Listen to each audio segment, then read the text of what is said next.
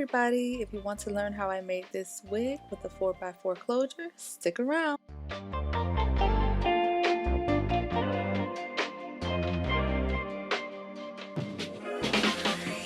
First, you'll need some needles. I like to use curved needles.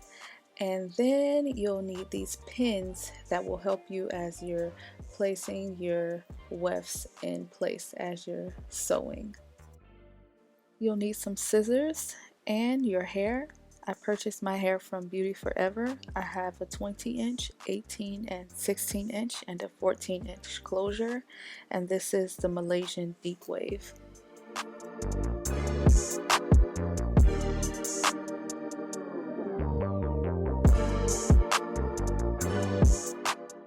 And of course you'll need the mannequin head and a wig cap or a dome cap. Either one is fine, whatever you like. I'll put the link to where I got the wig mannequin head from below. I like to use nylon thread. It's just easier to work with. It doesn't tangle much. First, place your closure in the middle of the mannequin or the wig cap that you have, or the dome cap that you're using, and you're going to pin this down all four corners to make sure that it's secure.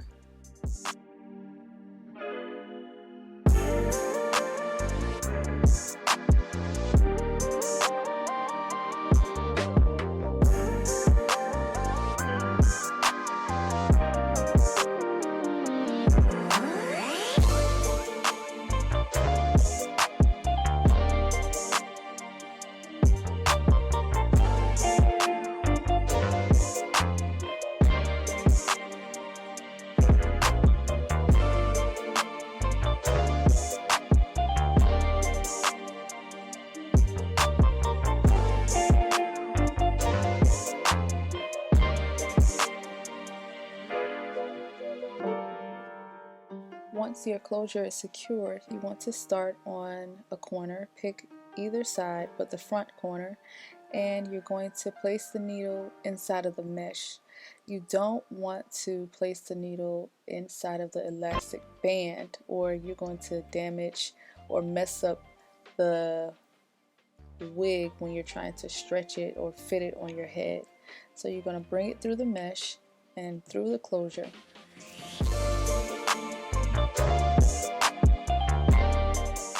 I like to sew in what I call like a train track formation. I'll place the needle through the cap and also through the closure, bring the thread behind the needle and pull, and it should give you like a line instead of loops going through your wefts. And I like this while I'm doing wigs because it'll keep the surface flat, and it won't make the wig smaller than the head. It'll keep everything aligned in the exact place that I put it. Sometimes if you do the loop, it'll pull too much of the wig cap together and just cause the wig to be a lot smaller than what it was before you started making the wig.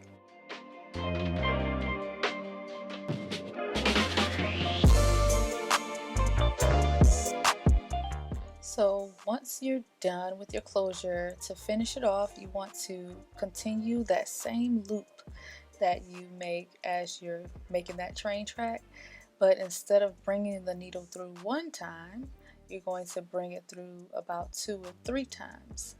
And then once you do that, you're going to pull, and that will form a knot. So just as I said before, I like to bring the needle through the cap and the closure and bring the thread behind the needle. Spin that needle within that thread 3 times and pull, and then you'll have yourself a knot. And then I will cut it long enough so that I'm able to tie manual knots again, just to be extra secure.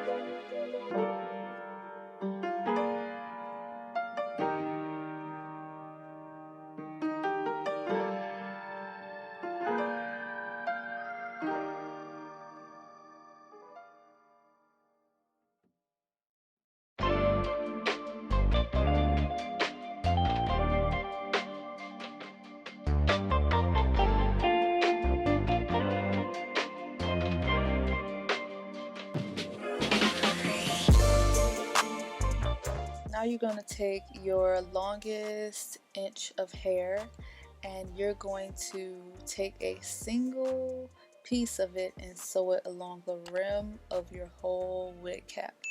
If you're using a dome cap, you can flip the wig cap inside out and sew along the rim of that wig cap, but we're using this type of cap, a mesh cap, and only one side has the mesh, so you're only able to sew that weft on the outside of the cap.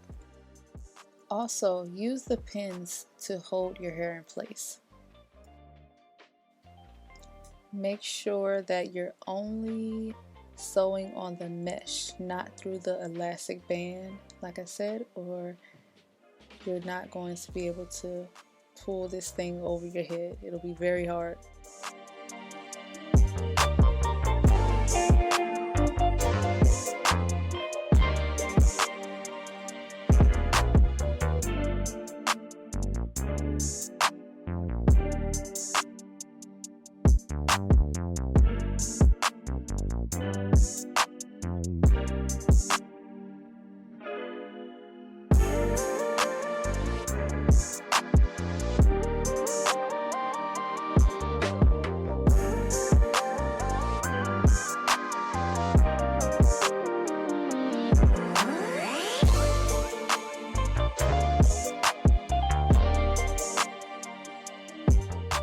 Before you start sewing, make sure that all your threads have knots at the end, or you're going to be upset if that thread goes straight through the weft.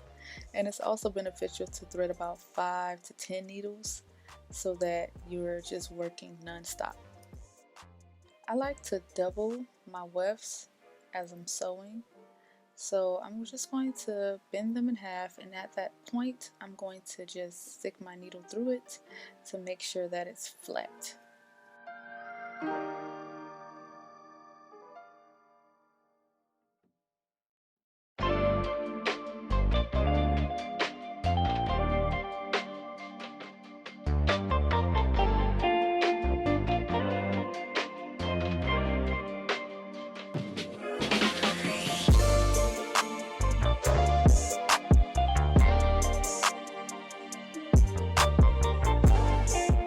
I like to spread my wefts about an inch apart in the back, only because sometimes, depending on the type of hair it is or the company, the hair can be really thin or it may not be a lot of hair.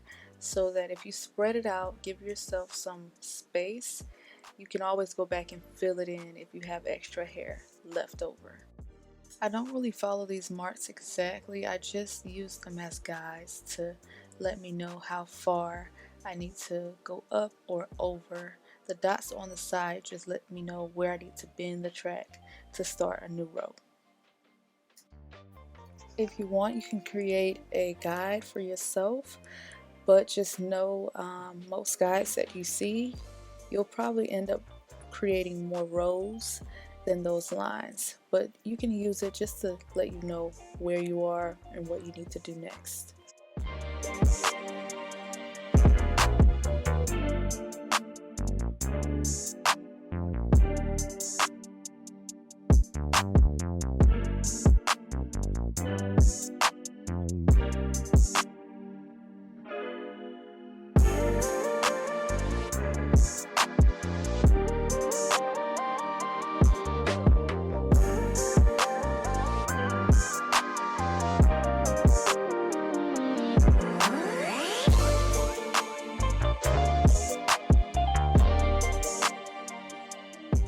In this area, you're going to sew your wefts in a C shape, and I like to also use a single weft instead of using double wefts because that will help to create that flat surface.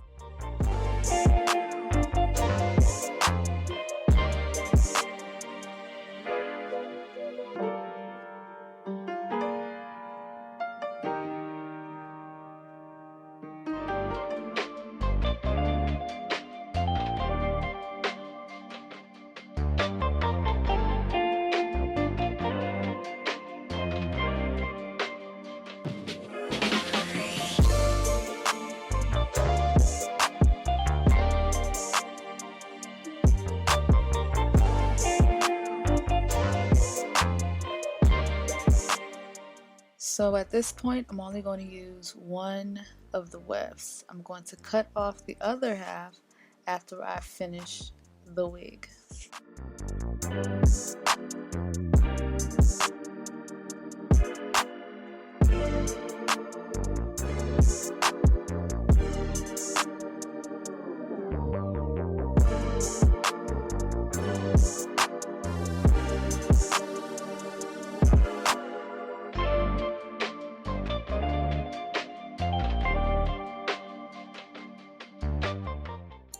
Alright, if you have curly hair like I do, you may want to dip this thing in some water so that you can be able to work with it a lot easier.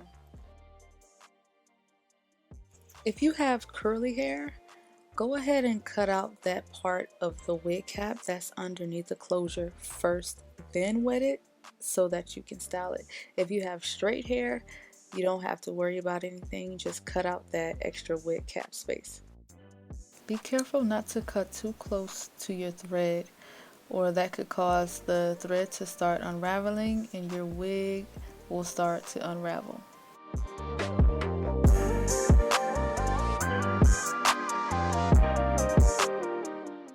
Once you've cut out that extra cap space under your closure, go ahead and style your wig. I'm just applying some mousse on it to style it after I wet the hair down.